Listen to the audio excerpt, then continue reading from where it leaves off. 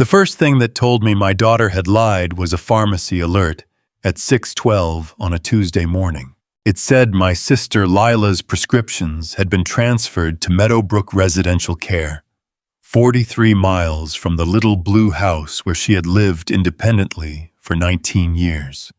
Under emergency contact, the name was not mine. It was Blake Dorr. I had never heard of him.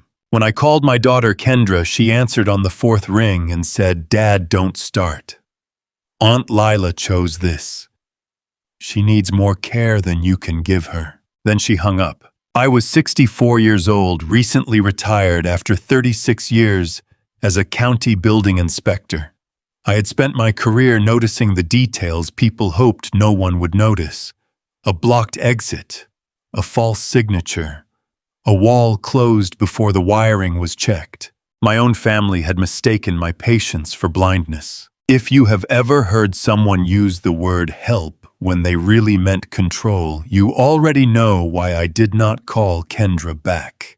I put on my boots, grabbed the old blue inspection binder from my hall closet, and drove to Meadowbrook.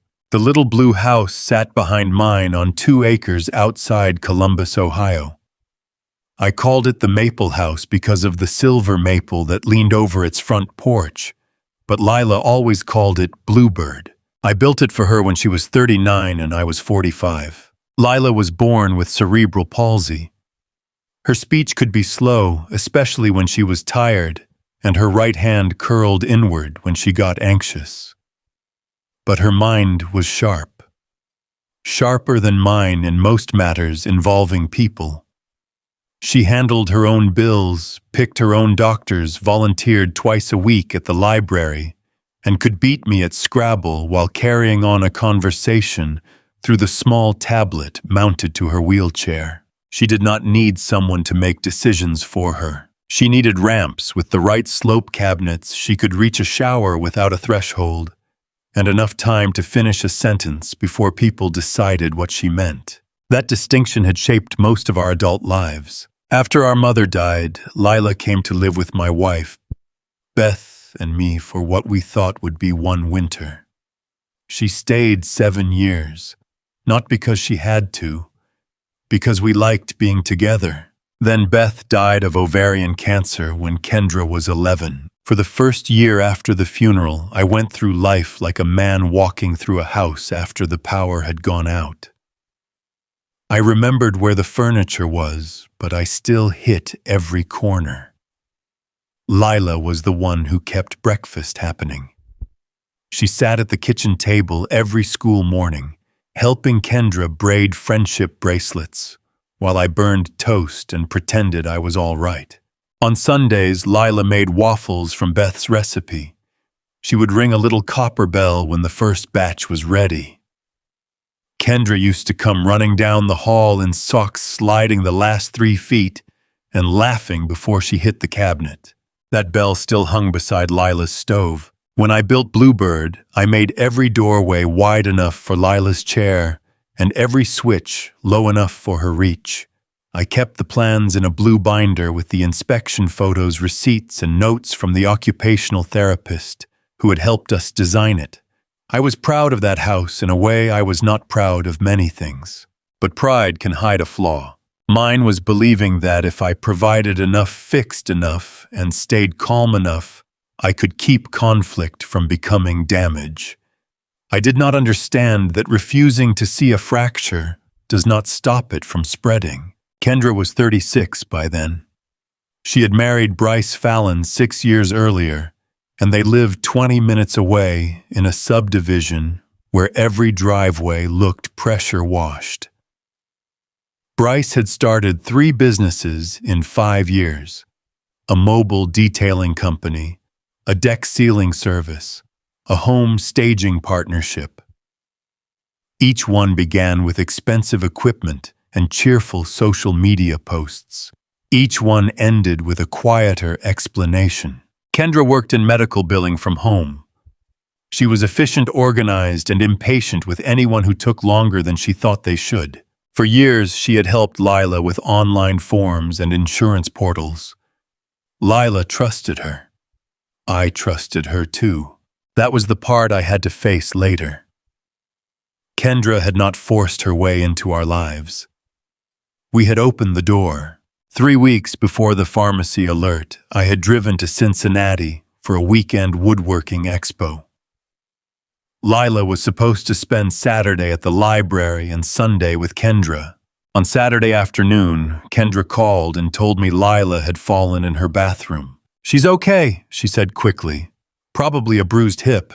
I'm taking her to St. Anne's." I turned around before she finished the sentence. By the time I got to the hospital, Lila was in a narrow room on the 4th floor. Her hip was not broken, but she had a deep bruise and a strained shoulder from trying to catch herself. She looked exhausted. Her communication tablet was mounted to the chair by the window, but the battery symbol was red. Kendra stood beside the bed speaking to a nurse. "She gets confused when she's in pain," Kendra said.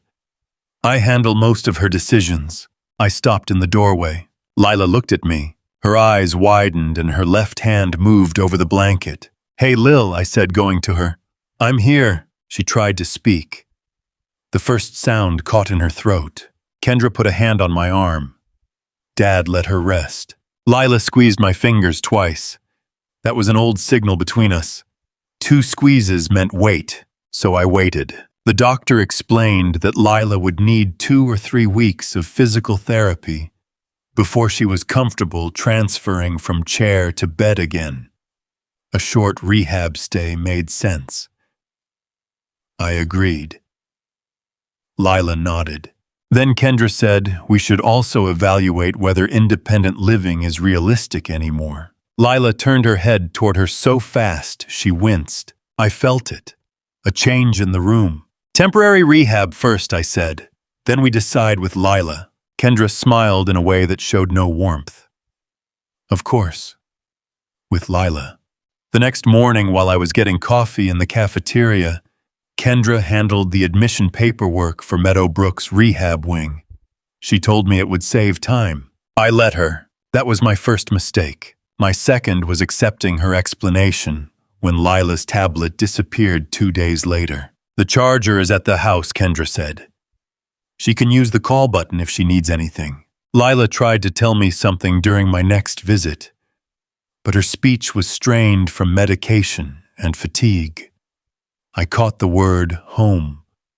Kendra said she was asking whether I had checked the mail. I wanted to believe her because the alternative was ugly. For the next 2 weeks, I visited every day. Kendra often arrived before me. She brought brochures for assisted living communities and talked loudly with staff outside Lila's room. She used phrases like long-term safety and level of care. Lila grew quieter. Once when Kendra stepped into the hall, Lila pointed at my coat pocket, then at her empty tablet mount. "You want the charger?" I asked. She nodded hard. "I'll bring it tomorrow." Her eyes filled with tears. That should have been enough to wake me up. But Kendra returned, and I told myself I was overreacting. That was how she had trained me, though I did not know it yet. Any objection became evidence that I was emotional. Any question became proof that I could not accept change. The pharmacy alert arrived the following Tuesday. At Meadowbrook, the receptionist told me Lila had been moved from short-term rehab to a residential evaluation unit the previous afternoon. "I'm her brother," I said. She checked the screen. "Her primary contact is Kendra Fallon. Secondary contact is Blake Dorr." "Who is Blake Dorr?" "I'm sorry. I can't discuss her file beyond what you're authorized to receive." I kept my voice even. "Can you ask Lila whether she wants to see me?" That she could do. 10 minutes later, a social worker named Angela Ruiz came through the double doors. She was in her 40s with a calm face and the look of someone who had spent years listening to families talk around the truth. "Mr. Bennett, yes, your sister would like you to come back." Lila's new room had no therapy equipment. No parallel bars. No resistance bands. Just a bed, a dresser, and a framed print of a sailboat. Her tablet was still missing. I sat close enough that she could see my face. "Lil, did you ask to move here?" She shook her head. Did you agree to stay permanently? She shook it again harder. Angela pulled a laminated letterboard from a drawer. Lila pointed one letter at a time. TWO-YEKS. Then she pointed again. HOME. 2 weeks, home. I looked at Angela. She was told this was temporary. Angela folded her hands. The intake documents indicate Ms. Fallon reported that Lila had agreed to a long-term placement evaluation. Did anyone ask Lila directly? We attempted to.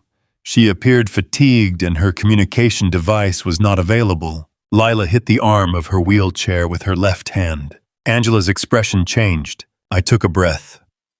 Please note in her chart that Lila is requesting her communication tablet and does not consent to decisions being made without it. Angela nodded. I can do that. I also recommend a care planning meeting with an independent resident advocate present. When? Friday. Lila looked at me. I put my hand over hers. We're getting you home. She pointed to the letterboard. BLUE, then HOUSE, the blue house. I'll check it today, I said. Her eyes closed for 1 second, like that answer cost her something. On the drive back, Kendra called twice. I did not answer. Bluebird's front porch looked normal from the road. The silver maple moved in the breeze. The ceramic bird Lila had painted in a library art class still hung beside the door. But the brass key did not fit the lock. I tried again. Nothing. Then I saw the black lockbox screwed into the porch rail. It was the kind rental hosts use for guests. I walked around to the side window. The curtains Lila had sewn from yellow fabric were gone. Through the glass, I saw a gray sofa where her flowered recliner had been. The framed photographs were missing. So was the low bookcase I had built to fit under the window. On the kitchen counter sat a neat stack of white towels wrapped in blue ribbon. For a few seconds, I could not move. Then my training took over. I photographed the lockbox, the changed lock, every window I could see through, and the tire marks near the side entrance. I did not break in even though I owned the house. I did not touch the lockbox. I did not call Kendra.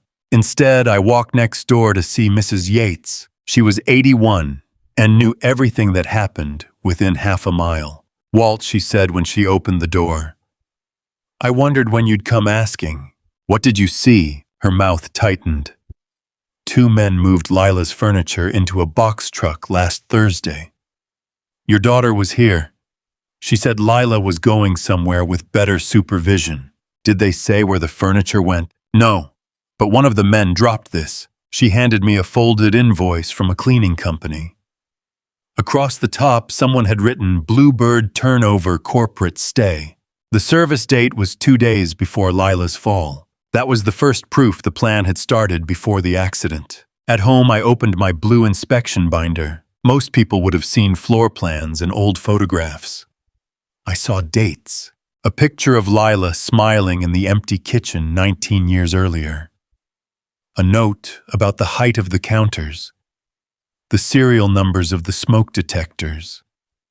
A sketch showing the exact position of the transfer rail in the bathroom.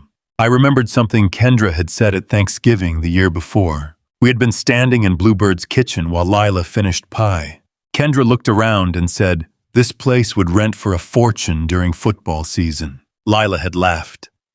Then you'd better build one. Kendra did not laugh. She ran her hand over the quartz counter and said, it's a lot of house for one person. I had answered, it's exactly enough house for Lila. I thought the matter was closed. Now I understood it had only gone underground. I called the cleaning company listed on the invoice. I identified myself as the property owner and asked who had authorized the service.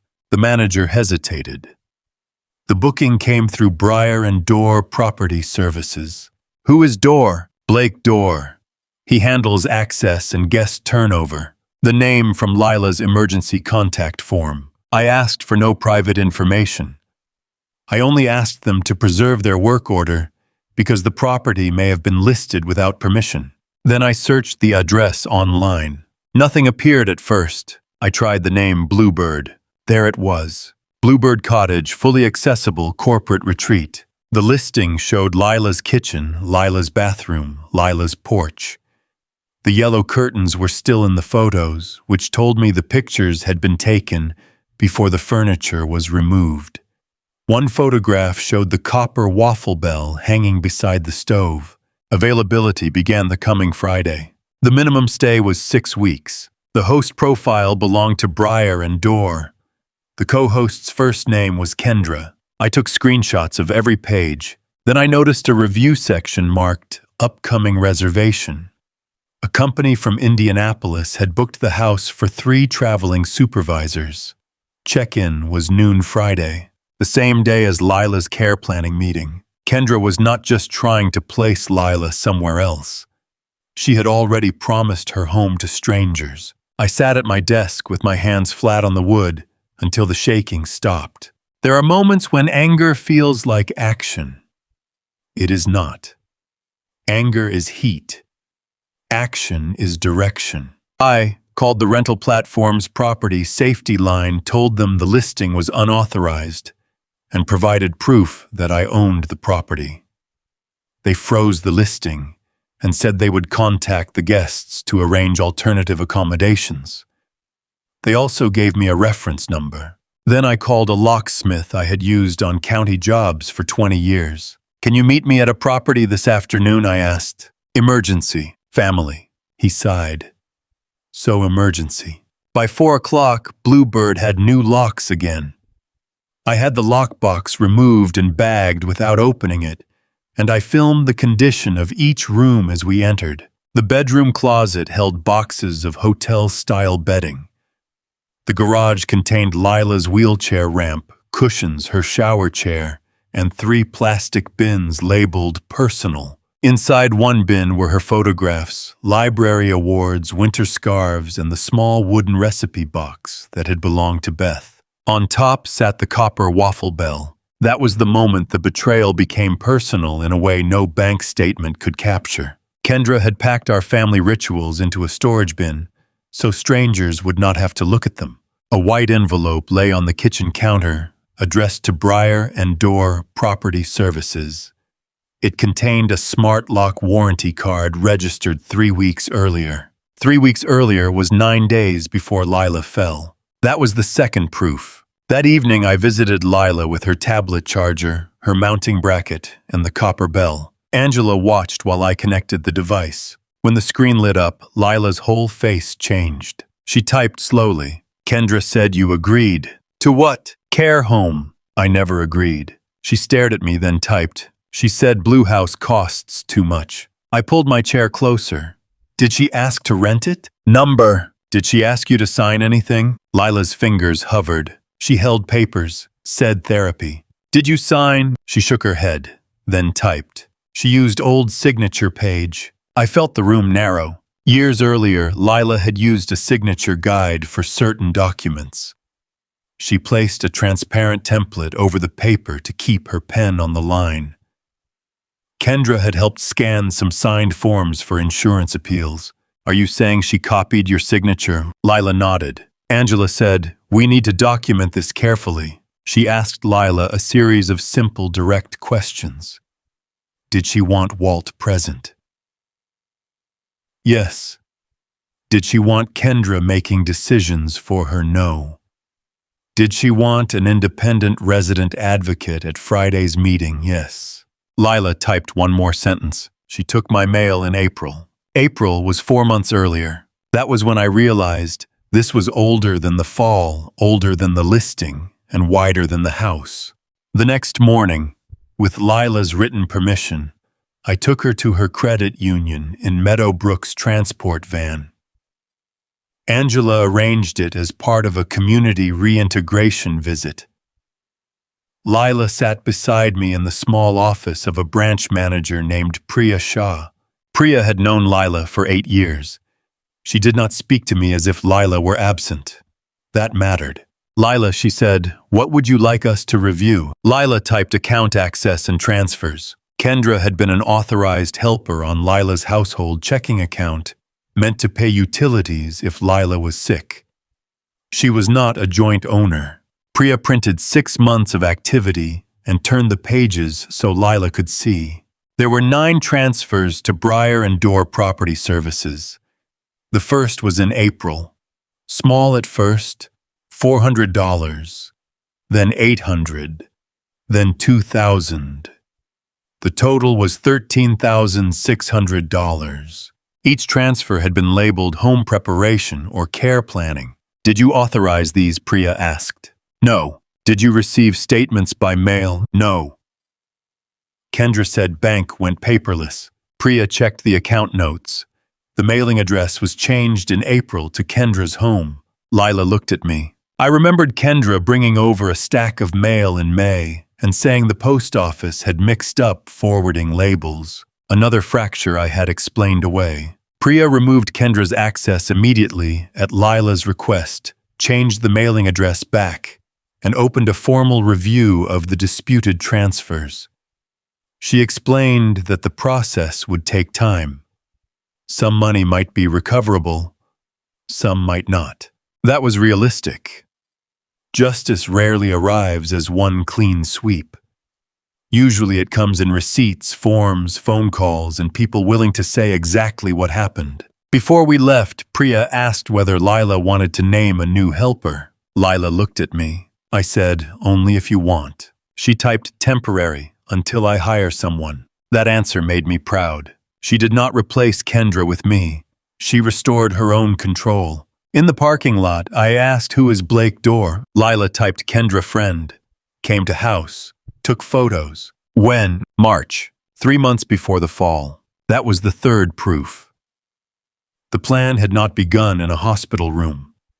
The fall had simply given Kendra the opening she was waiting for. I called Bryce that afternoon. He answered with, "You need to stop making this ugly. I haven't spoken to you yet. Kendra told me you broke into the cottage and stole business equipment. I own the cottage." She said Lila approved everything. She didn't. There was a pause. Then Bryce said, "You're too close to this. You've spent your whole life treating Lila like she can do everything when she obviously can't." I leaned back in my chair. That sentence told me more than he intended. What exactly can't I do? I asked. Manage a house. Understand money. Make hard decisions. And you can. His voice sharpened. This is about safety. No. Safety leaves a paper trail. This left a booking calendar. He hung up. 5 minutes later, Kendra called. "Dad, why are you attacking us?" "I'm asking what you did. I did what you were too sentimental to do. Aunt Lila needs structure. That house is expensive. Her account was barely covering maintenance." "That's not true. You don't know what Bryce and I have been carrying." There it was. Not Lila's burden. Theirs. "What have you been carrying?" She started crying. Real tears, I think. That was what made it harder. Bryce's business got hit with a judgment, she said. We were going to lose the truck. Maybe the house. Blake had this rental idea. Bluebird could make enough to stabilize everything, and Aunt Lila would be somewhere with full-time care. Everyone would be safer. Everyone except the woman whose home you took. She would adjust. You took her mail. I was organizing it. You moved money. For the house. You changed her emergency contact to Blake Dorr. Silence. Then she said, "Because you would have interfered." That was the first honest sentence she gave me. I wrote it down as soon as the call ended. I did not record her. I did not need to. The documents already had dates. The witness accounts already had names. Lila's statements were clear. What mattered now was protecting her before Kendra made another move. I spent Thursday doing 4 things. First, I arranged a temporary home health aide for Lila's first 2 weeks back at Bluebird. Lila interviewed 2 agencies by video and chose a woman named Denise who spoke to her directly and did not finish her sentences. Second, I had the bathroom inspected. The fall had happened because a rubber mat folded under the front caster of Lila's shower chair. It was an accident. I was almost relieved. I did not want to turn every bad thing into a crime just because betrayal had made me suspicious. Third, I moved the rental furniture into a storage unit under my name and returned Lila's belongings to their places. The yellow curtains went back up. The low bookcase returned under the window. The copper bell went beside the stove. Fourth, I prepared for Friday's meeting. I invited Angela, the independent resident advocate Priya, from the credit union, by phone and Blake door. Blake resisted. "I'm not involved in family care," he said. "You are listed as my sister's emergency contact." "That must be a mistake. You registered the smart lock at her home." Another pause. "I handled the property side for Kendra." "Then come explain the property side." "Why would I do that?" "Because the rental platform has frozen your account. The guests have been refunded, and the property owner is asking whether you knew the resident had not consented." He agreed to attend by video. The hidden leverage was not one dramatic document. It was the pattern Kendra had overlooked because each piece seemed ordinary. A pharmacy alert, a cleaning invoice, a warranty registration, a mailing address change, a booking date, a transfer history. My old work had taught me that unsafe structures rarely fail because of one spectacular flaw. They fail because 10 small warnings line up and no one wants to look at them together. Kendra arrived at Meadowbrook Friday morning wearing a navy blazer and carrying a leather folder. Bryce came with her. He had the restless energy of a man waiting for someone else to solve his problem. I was already in the conference room with Lila Angela and a resident advocate named Marlene Cho. A speakerphone sat in the middle of the table. My blue inspection binder was closed beside me. Kendra looked at the empty chair across from Lila. "Where is the admissions coordinator?" she asked. Angela said, "She'll join us if placement remains part of Lila's plan." Kendra sat down slowly. Bryce looked at me. "What is this?" "A care planning meeting," I said. "The one you asked for." Kendra opened her folder. "Good. I brought the residential options we discussed." Lila's tablet spoke in its flat electronic voice. "We did not discuss them." Kendra's face tightened. "Aunt Lila, you were in pain. You may not remember everything." Lila typed again. "I remember you saying Walt agreed." Kendra looked at me. I said nothing. Angela reviewed Lila's therapy progress. She could transfer safely with limited assistance. Her shoulder was healing. With 2 weeks of home support and continued outpatient therapy, there was no clinical reason she could not return to Bluebird. Bryce interrupted.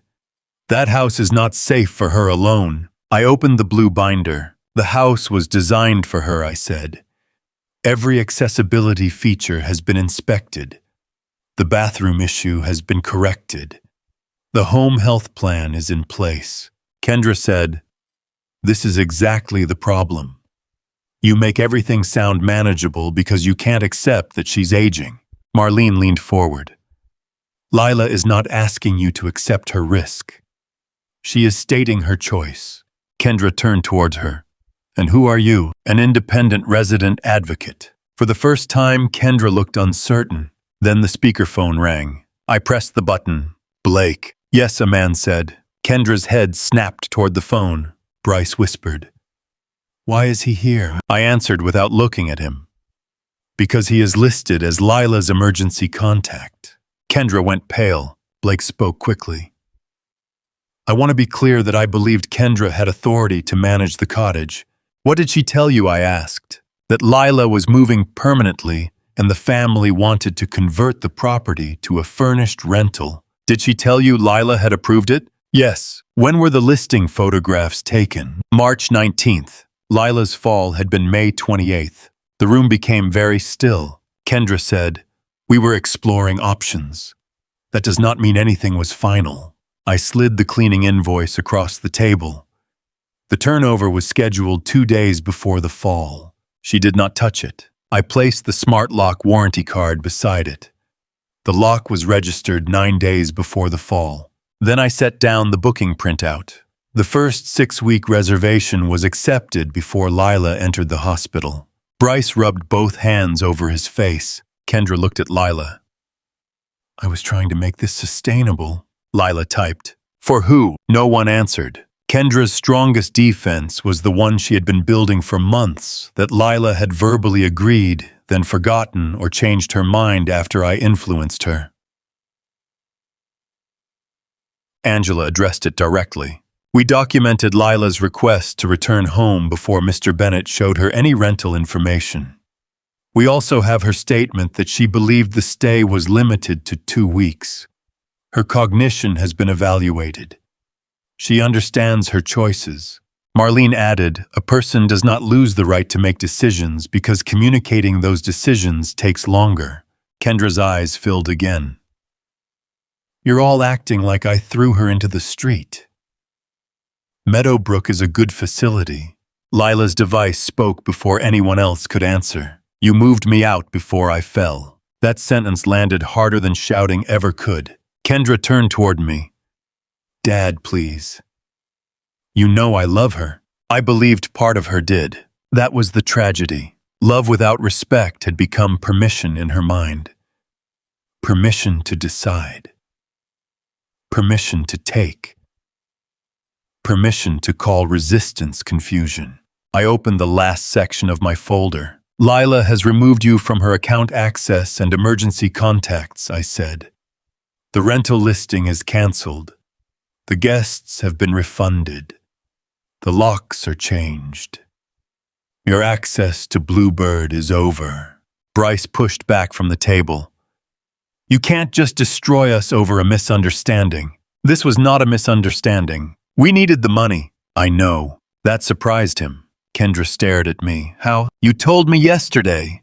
Bryce had a judgment. You were afraid of losing your house. Bryce looked at her.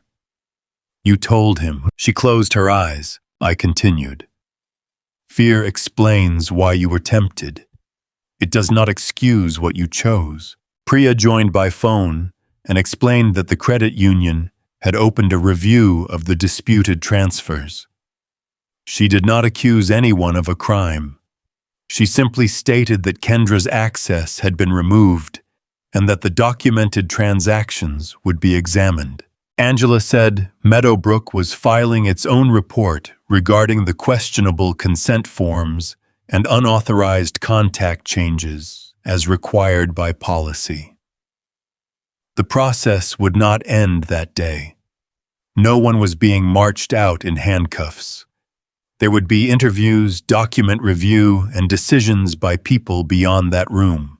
Real consequences had begun. Kendra looked from face to face, searching for the family shortcut, the private conversation, the soft place to land. For most of her life, I had been that place. I was not going to be it now. She said, "What do you want from me?" Today I asked. "I want you to listen while Lila finishes speaking." Lila's fingers moved over the screen. "You said I would adjust." Kendra covered her mouth. Lila continued, "You did not ask what I would lose." The copper bell was in my bag under the table. I had brought it because Lila wanted it at the meeting, though I had not understood why. She pointed toward the bag. I took the bell out and placed it beside her tablet. Kendra stared at it. Lila typed, "You packed Beth's bell." Kendra began to cry in earnest then. Not because of the bank review, not because of the canceled rental, because she remembered sliding down the hallway in socks, racing toward that sound. She whispered, "I didn't think." I finally spoke the line I had carried into the room. "No, Kendra. You thought about everything except the person who lived there." No one moved. The meeting ended without a dramatic exit. That would have been easier. Kendra and Bryce sat for several minutes after the others left. Bryce asked whether I would lend them money to cover the refunded booking and their debts. I said no. He asked whether I understood they might lose their house. I said yes. Kendra asked if she could visit Lila when she returned home. Lila typed not yet. Kendra nodded once. She looked smaller than when she entered, but I did not mistake that for innocence. Before she left, she touched the back of the empty chair beside Lila. "I'm sorry," she said. Lila did not answer. An apology is not a key. It does not reopen every door the moment it is offered. Lila returned to Bluebird the following Monday. The transfer van pulled up just after 10. Mrs. Yates stood on her porch, waving both arms. Denise, the home health aide, carried in 2 bags. I rolled Lila up the ramp, and when she saw the yellow curtains, she laughed so hard she started coughing. Everything was back where it belonged. Almost. Her flowered recliner had been damaged in storage, so I repaired the frame and reupholstered it in a deep green fabric she picked herself. She said the old flowers had looked tired anyway. That became our rule for the months that followed: restore what mattered, replace what did not, and stop pretending damage had not happened. The credit union recovered $8,200 of the transferred money. The rest had already been spent on furniture cleaning platform fees and Bryce's debts. In formal mediation, Kendra agreed to repay Lila monthly. The payments were not large, but they arrived. Meadowbrook corrected its records and changed its intake procedures. Communication devices were added to a checklist that had to be confirmed before major care decisions. Angela later told me Lila's case had changed how several staff members handled patients who communicated differently. The rental platform permanently removed the Bluebird listing and suspended Blake's management account for failing to verify authority. Blake cooperated with the review. He was not blameless, but he had been careless more than cruel. Bryce's home staging business closed.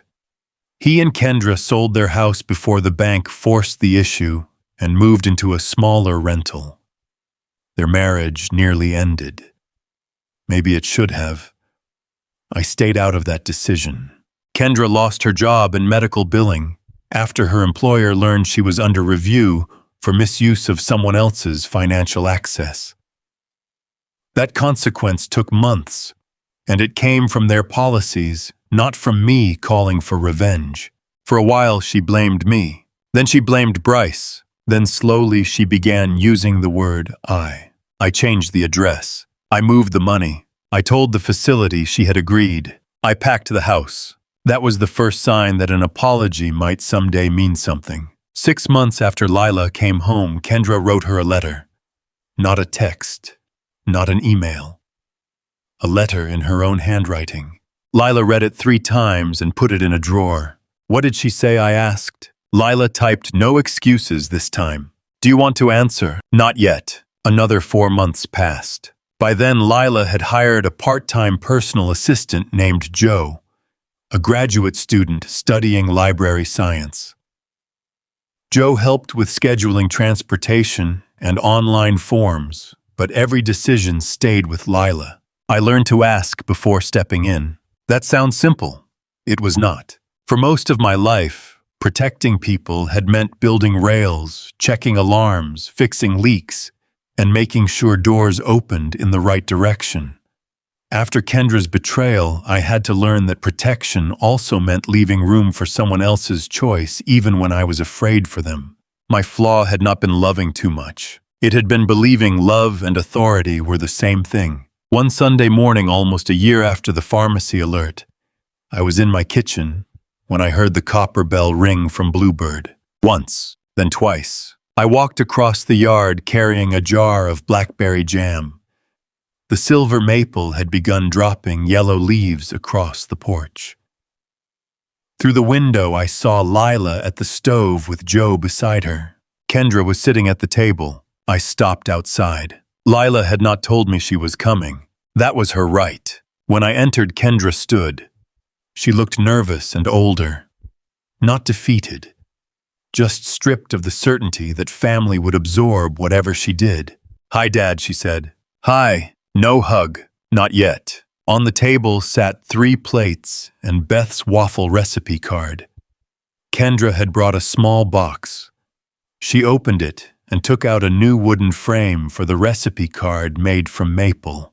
I built it in a class, she said. It's not very good. I looked at the uneven corner joint. It'll hold, I said. Lila laughed. Kendra did too, though tears filled her eyes. We ate waffles without pretending the past had disappeared. Kendra apologized again this time, naming each choice. Lila listened. When Kendra finished, Lila typed one sentence. Trust returns slower than money. Kendra nodded. I know. That was all. No full forgiveness. No family photograph.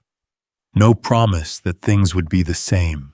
But when Kendra left, Lila let her take one leftover waffle wrapped in foil. It was a small mercy. The kind that does not erase a boundary. A month later, I added a new page to the blue inspection binder. Not a building record. A family one. On it, I wrote the names of the people Lila wanted contacted in an emergency, the access she had granted, the access she had refused, and the date she had reviewed every line herself. Joe signed as a witness. So did I. Then Lila made me add a note at the bottom. Walt does not get to decide everything either. I laughed until I had to take off my glasses. She was right. Bluebird still stands behind my house. The silver maple still drops branches I have to trim. The accessible shower still needs more maintenance than any reasonable shower should. The copper bell still rings on Sundays, and every time it does, I remember the lesson Kendra taught me in the hardest possible way. A home is not protected by locks alone. A family is not protected by silence. And love is not proven by deciding for someone. It is proven by making sure they still get to decide. If this story stayed with you, tell me where you think help ends and control begins. And if you believe family justice should restore dignity instead of feed revenge, subscribe for the next story.